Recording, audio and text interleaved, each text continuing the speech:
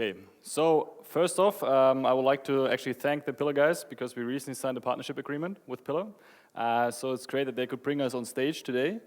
Now, my topic will be tokenized securities and all the fuss surrounding that topic. I'm Paul Rieger, I'm the head of business development for NEM Europe. So NEM Europe is one of the subsidiaries of NEM Foundation. So before we start off, I would actually like to start off with using this clicker. Just a second. Why is it not working? It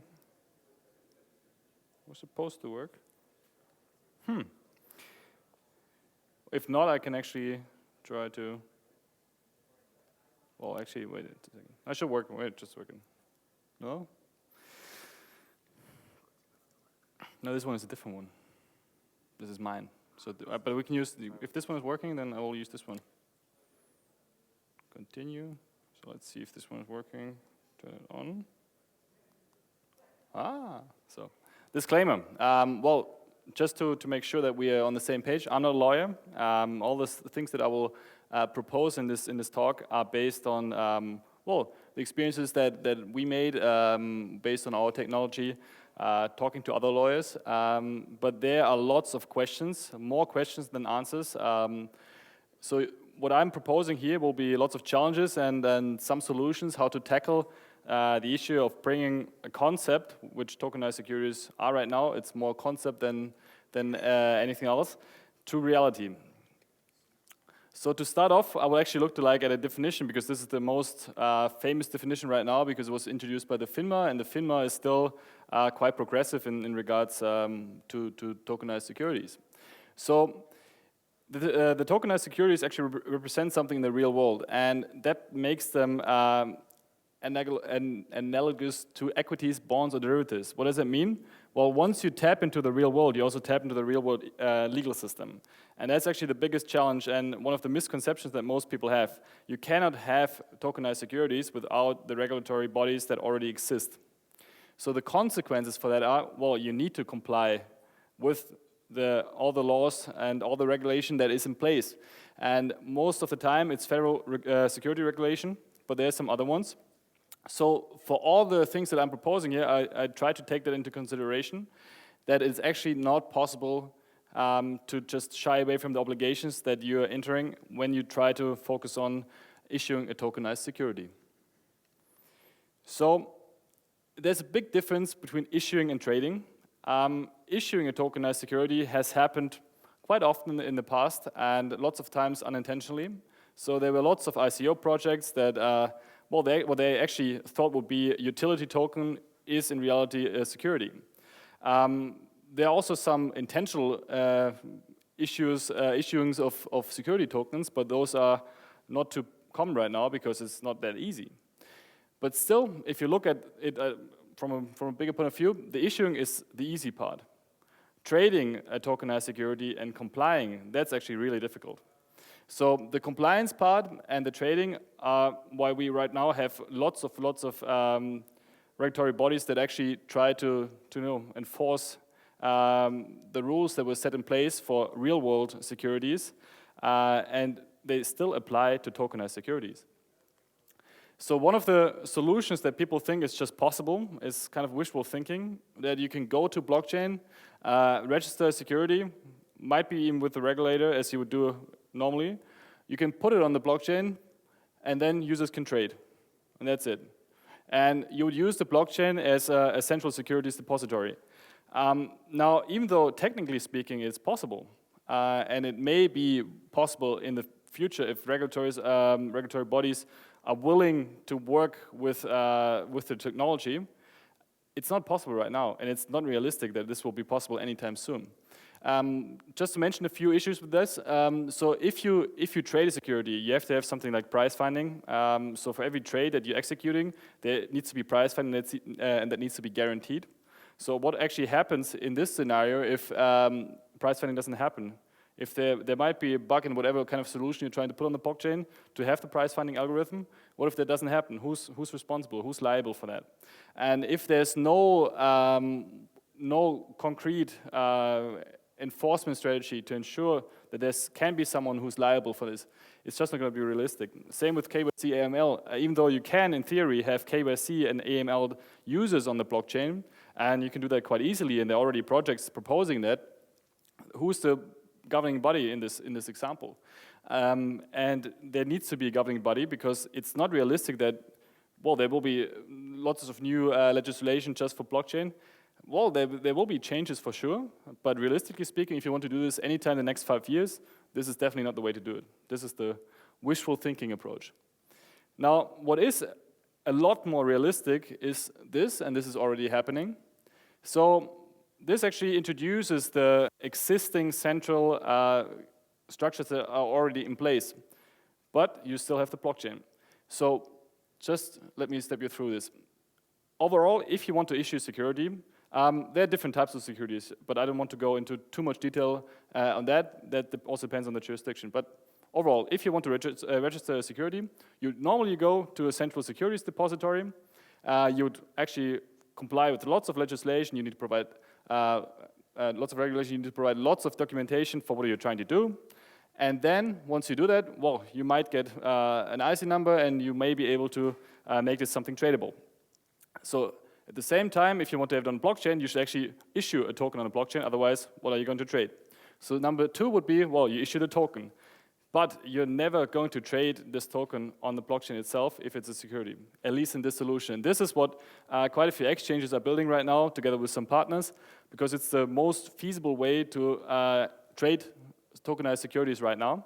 So what actually happens is, let's say I issue 100 tokens, and I know that 50 of those are for free market trading.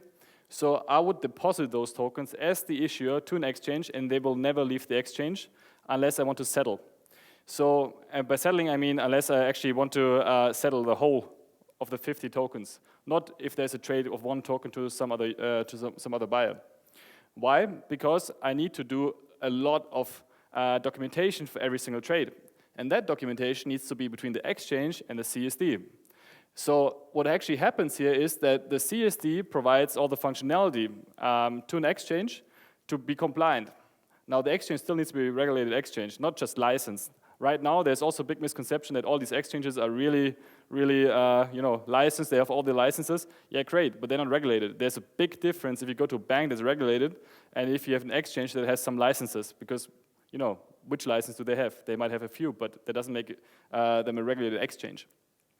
So in this case, the user would trade. They could buy and sell on this exchange, but they would be white labeled and pre-approved by the exchange as valid KYC AML approved users, and probably a little more criteria as well. So once they start trading on the exchange would then settle all the stuff and use the CSD as the depository so that they are compliant. Now, this doesn't look really sexy, but this actually works. And this is what is making news right now. There are a few exchanges that have already announced that they will allow this by the end of the year. Some of them say, well, early 2019.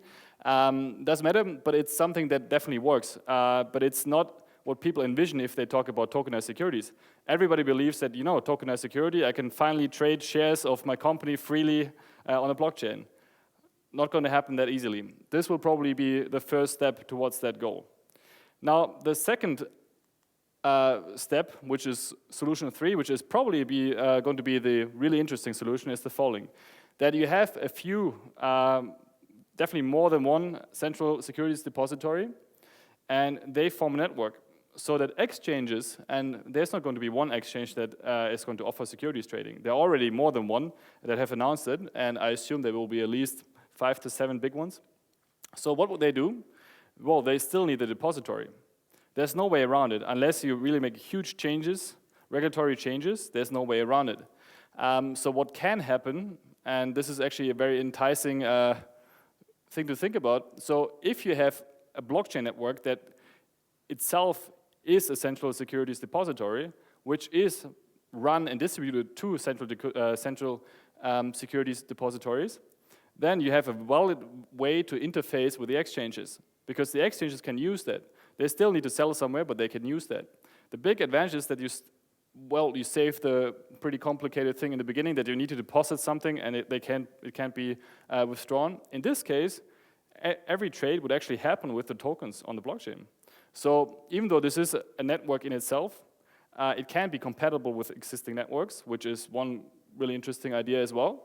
But overall, this would be in one consortium network between CSD and exchange providers in the beginning. So what happens is that if I register security, I still need to go through all the paperwork. Doesn't change. But when I issue the token that we call a tokenized security, I would go to that network and issue it on the network. Usually, what will probably happen is that the exchanges will help me with that, so that it's probably the exchange is offering this as a service. But so once I do that, I can actually already offer trading. So the exchanges would look at the CSD blockchain and see, whoa, those are all the registered securities that we can offer to our users for trading. That's actually a very interesting concept, because right now, if you have the solution that I showed earlier, the CSD will only provide the things that were registered, the securities that were registered for this CSD. It won't be for the whole network. So in this case, they might have a bigger offering, and the exchange can offer all the securities that are there. So the user trades happily. It's still a pre-approved user, whitelisted user for sure. And the exchanges would all use the one CSD network to settle. And the great thing about this is that this can easily be expanded, but it can also start with just one CSD, even though it's, a network with just one player is usually not a network.